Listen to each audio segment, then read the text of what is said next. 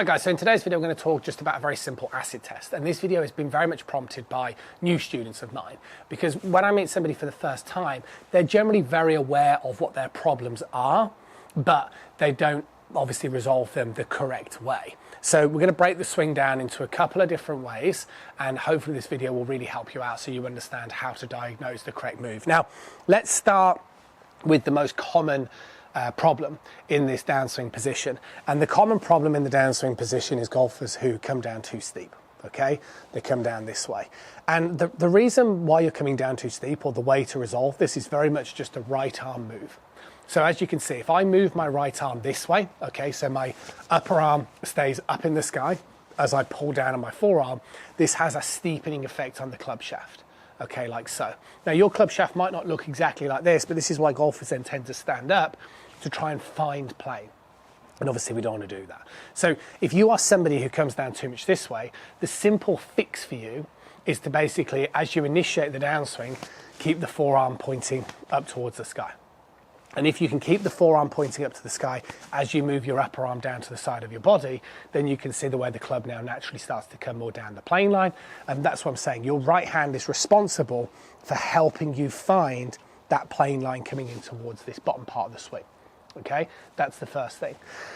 If you are the opposite end to that spectrum, so if you are somebody who gets stuck under plane, then this is when you would want to be working on rotational movement. Okay, so if you're somebody who used to be this way and you've then worked on dropping your arms down and now you're progressively under plane, this is when you want to start working on things like left hip back, because that helps get the club shaft back in towards the plane line.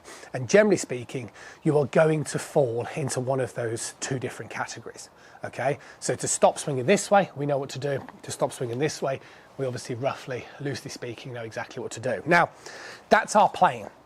The other area of massive concern, and I'd say the area of absolute priority, is contact. Okay, and that's what I want to do just now in this video. So if I got set up to this golf ball here, and I position this alignment stick opposite my lead ankle, we now know how to resolve steepness. We now know how to resolve getting stuck under plane. But the feedback loop that I always work on with students is in a priority order of 4. The first one is contact. Okay, make sure your ball striking is consistently good. Then you can worry about things like starting direction and curvature. So if your contact is good, then what we've just discussed with relative to plane should help you align starting direction and curvature. However, if your contact is not good, and I don't mean hitting like 2 in 10, I mean you want to be quite high in terms of your consistency of striking the ball first, then you need to be aware of 2 things. One, linear motion.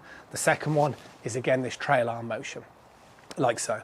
And if you, in the start to the downswing, move enough to the left-hand side, as you simultaneously move your upper arm down to the side of the body, this is going to increase your chances of getting that club head to strike ahead of the ball, which therefore will improve your contact.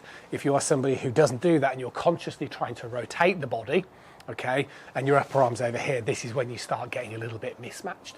So priority is get your contact sorted out. Then you can identify where you need to be relative to that swing plane. And what I tend to see with students is once you can start getting your swing plane good, you'll naturally start to do things like time your rotation of the club face. You'll get huge inconsistency if you're obviously misdiagnosing. And that's what I tend to see a lot with students. So hopefully this video is a simple way to sort of ascertain how to move forward. See you soon.